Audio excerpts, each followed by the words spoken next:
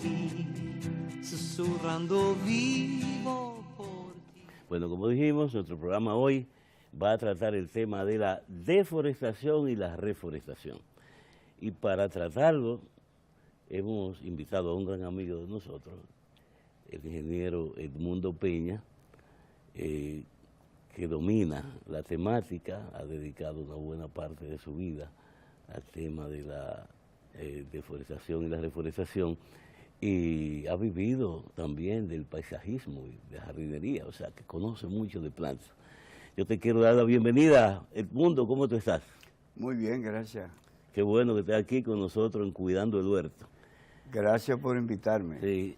Edmundo Peña, a quien todos los que lo conocemos de cerca le decimos Mundo Peña, ¿no? Ha sido un gran amigo por muchos años, porque hicimos toda la carrera de Ingeniería Agronómica en la Universidad Autónoma de Santo Domingo juntos, durante 5 años estuvimos juntos ahí.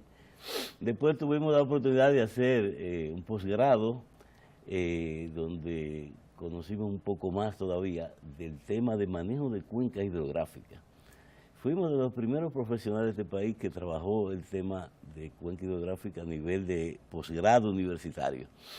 Recuerdo que el aprendizaje fue muy grande porque teníamos unos profesores de mucho conocimiento, muy sabios y de mucha experiencia de Venezuela. ¿Te acuerdas, Mundo? Correcto. Tiene buena memoria porque realmente en esa época iniciaba la revolución de la foresta en nuestro país. Y qué mejor que los egresados de Venezuela, gente con experiencia, ya que tienen una de las selvas más grandes del mundo, que vinieron aquí a ayudarnos con ese tema. Ellos eran profesores de la Universidad de los Andes de Venezuela. Es correcto. Y pertenecían a una institución llamada, creo que el CIDIAP, ¿verdad? El CIDIAP de Venezuela. Vinieron aquí en un convenio con una institución internacional y una dominicana para preparar profesionales sobre el manejo de cuencas, porque ya en esos años, estamos hablando del inicio de la década de los 80, ¿verdad? O al final de los 70. 79, 80. Ya en esos años se sentía la presión de lo que estaba pasando aquí con muchas cuencas hidrográficas que estaban afectando el caudal de los ríos, porque el problema de las cuencas es que si no están cubiertas de árboles, pues entonces no atrapan la lluvia que cae. Es correcto. Y por consiguiente entonces no tenemos una napa freática, o sea, el agua que se infiltra en el subsuelo y que sale después en los arroyos y en los ríos. Además, que si no se hace a tiempo esa parte, las presas que existían en esa época se iban a sedimentar, lo que en vez de agua lo que iban a tener era sedimento. Entonces, con el manejo de cuenca, haciendo la reforestación y la conservación de suelo requerida, pues aumentábamos la vida útil de la presa. Y se logró, ¿verdad, Mundo? En algunos casos medianamente, pero el trabajo no se continuó como debió ser. Y muchas presas ya están bastante sedimentadas. Así es. La presa de Tavera se contempló que iba a durar 20 años cuando se inició la construcción. Y ya a 2 años o 3 de estar en operación, se pensaba que a 5 años no iba a llegar.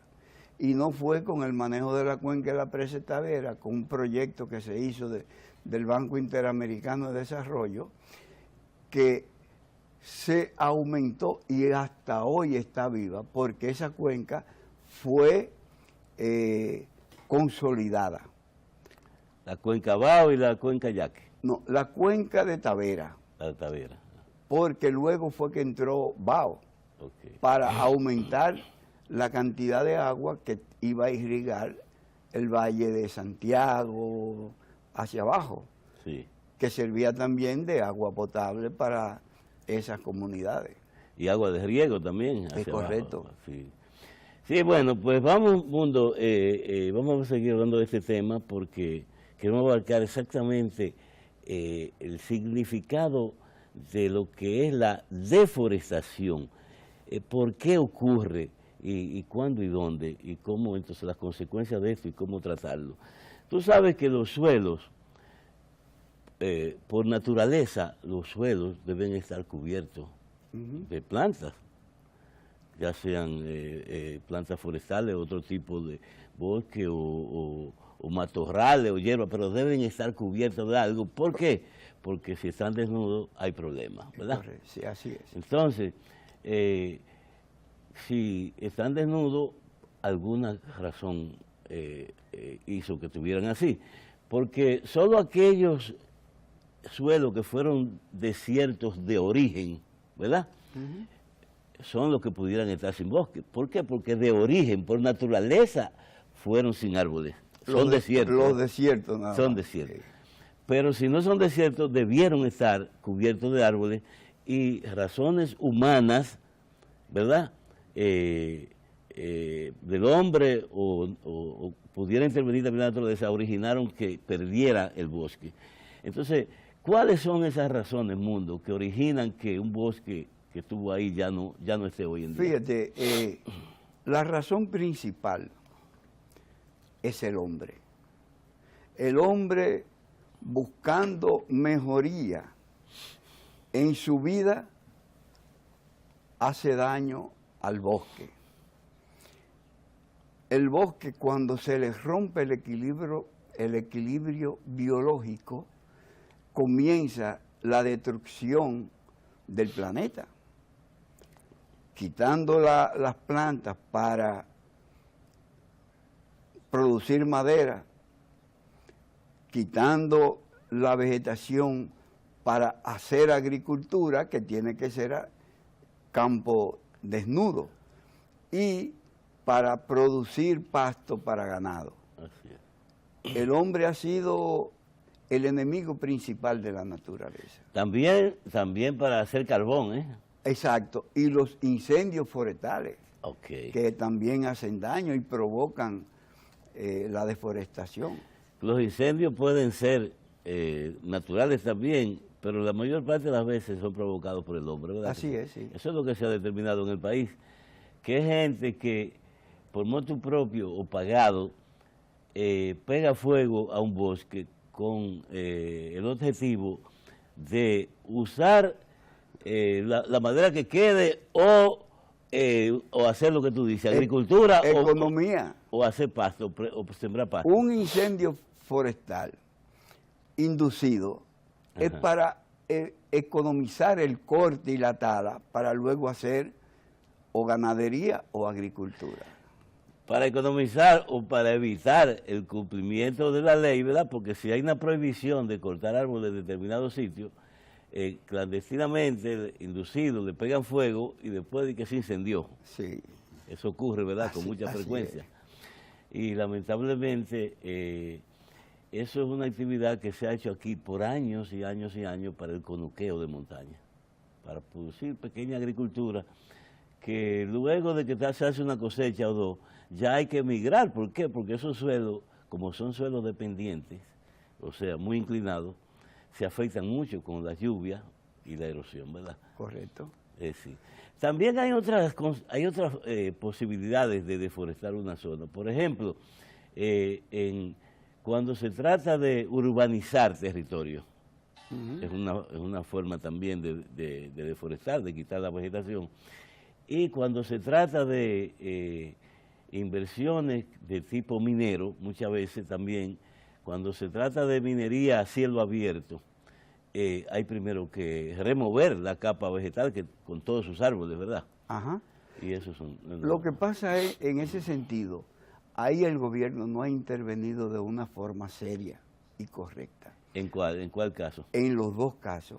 Cuando tú vas a hacer un territorio para urbanizarlo, tú tienes que dejar las áreas necesarias para que esa población que va a habitar en ese lugar pueda tener el oxígeno necesario, pueda tener la temperatura baja necesaria, porque cuando tú limpias el bosque, aumenta temperatura, disminuyen la cantidad de agua y a la vez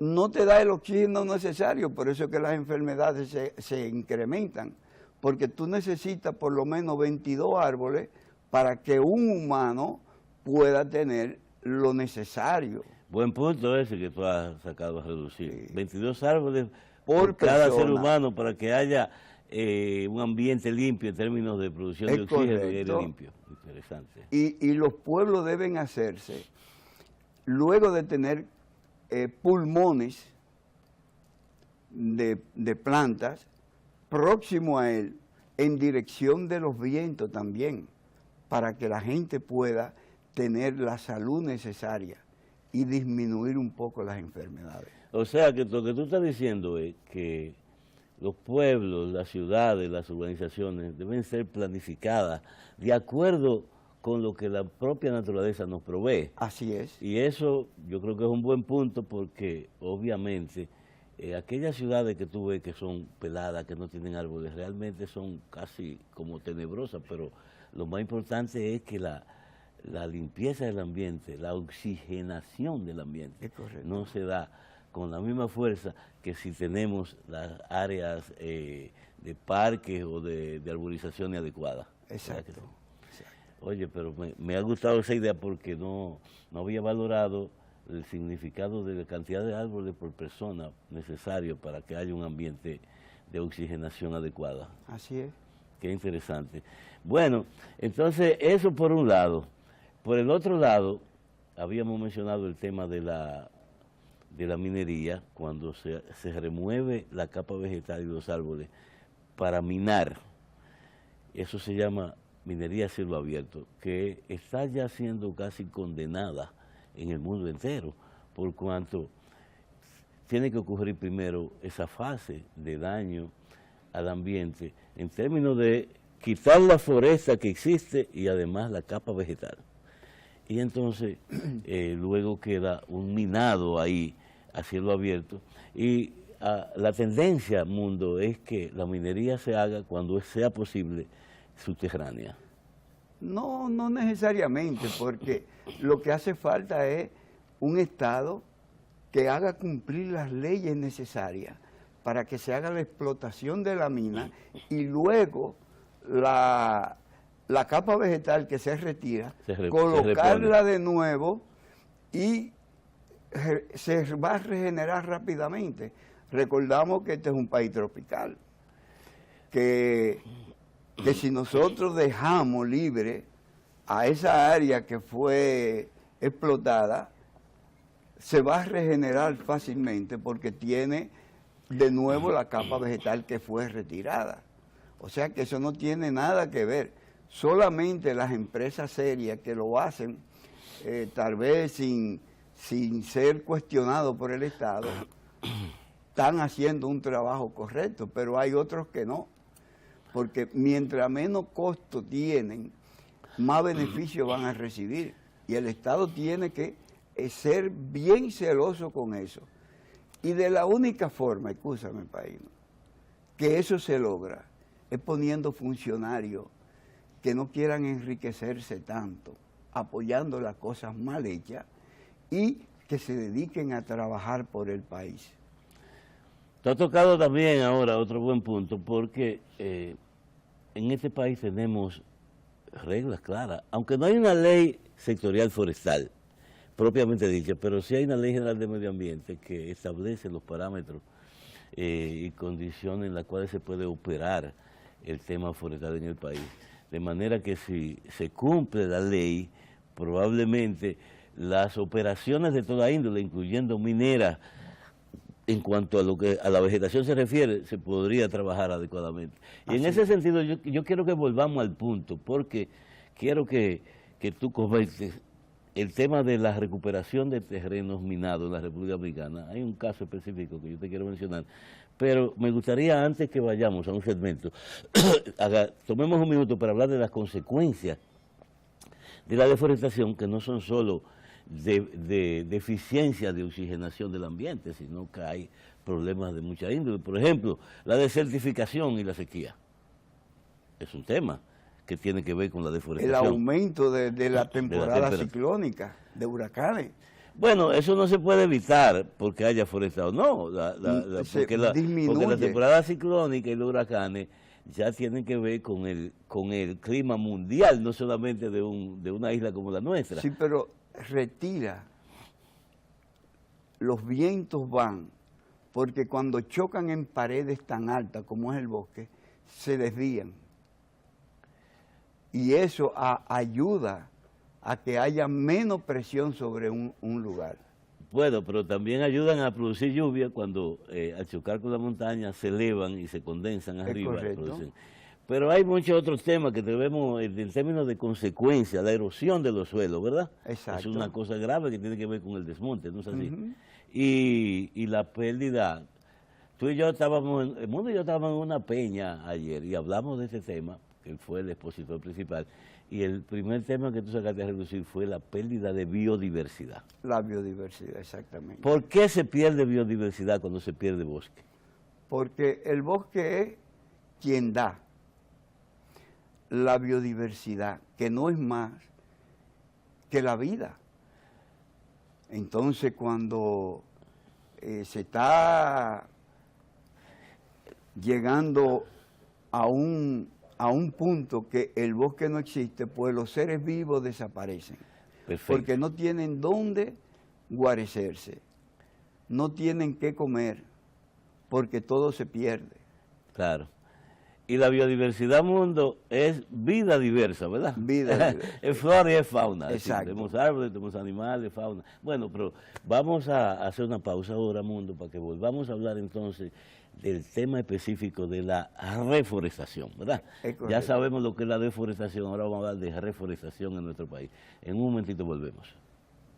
La tierra está girando por ti, susurrando vida.